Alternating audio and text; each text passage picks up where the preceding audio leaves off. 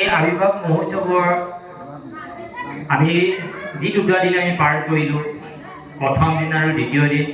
এই প্ৰথম দিন আৰু দ্বিতীয় দিনৰ কাৰ্যসূচী আমাৰ 14খন গাঁৱে সহযোগ কৰিলে। 14খন গাঁৱৰ সমূহ বিষয়ববীয়া তথা ৰাইজক মই শলাগ ল'ব লাগিব।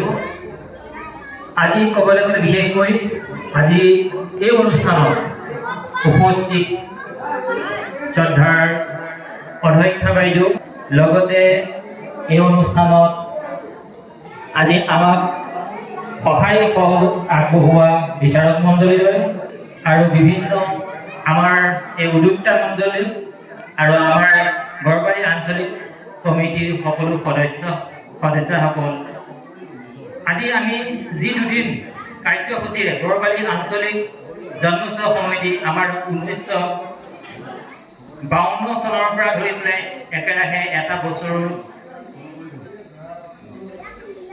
ক'তো গেপ নৰখাকৈ কি হৈছে আমি এই অনুষ্ঠান পৰিৱেশন কৰি আহিছোঁ।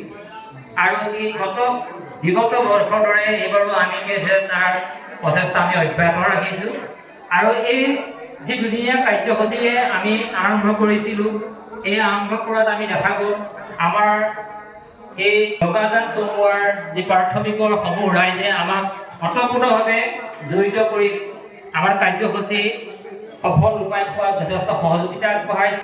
আমি 14খন গাঁৱৰ সকলো বিষয়ববীয়া তথা ৰাইজলৈ যি সহায় সহযোগিতা আগবঢ়াই আমাৰ কাৰ্যসূচী আগবঢ়াই নিয়াত আমাক সহায় কৰিলে, তাৰ বাবে আমি শলাগ ল'ব লাগিব। বিশেষকৈ আজি ইতিমধ্যে আমাৰ বিচাৰকটোৱে আমাক কৈছে যে আমি যেনেদৰে এই শংকৰোৎসৱত আমি মনোযোগ দিব লাগে, ঠিক আমি সেইটো বিচলিত হৈ গৈছোঁ। আমাৰ পূজাৰ পাছত আমি পূজাৰ আনন্দ উপভোগ কৰিবলৈ যাওঁ, কিন্তু আমি শংকৰোৎসৱৰ আমি যি শংকৰদেৱৰ ৰচনাৰাজি সেইখিনিত আমি কি আছে গুৰুত্বটো আমি কমাই দিছোঁ। সেইখিনি যাতে হ'ব নালাগে তাৰ প্ৰতিও আমি সকলো ধ্যান আমি সকলো ৰাইজে আমি তাৰ প্ৰতি মন দিব লাগিব।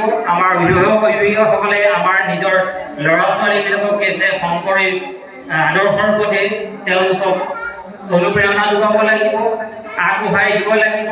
নিজৰ ল'ৰাটোক বা ছোৱালীজনীক কি আছে এই এনেকুৱা ধৰণৰ অনুষ্ঠানলৈ পঠাই দিবলৈ কি আছে তেওঁলোক অভিভাৱকে আগবঢ়াই দিলেহে সেইখিনি আমাৰ ধৰি ৰাখিব পৰা হ'ব। গতিকে শেষত যি কি নহওক এই অনুষ্ঠান আজি সফল ৰূপায়ণ হ'ল। সকলোকে মই অভিনন্দন জ্ঞাপন কৰি আজি মই ক'বলগীয়া দুআষাৰ ইয়াতে সমাপ্ত কৰিলোঁ। ধন্যবাদ।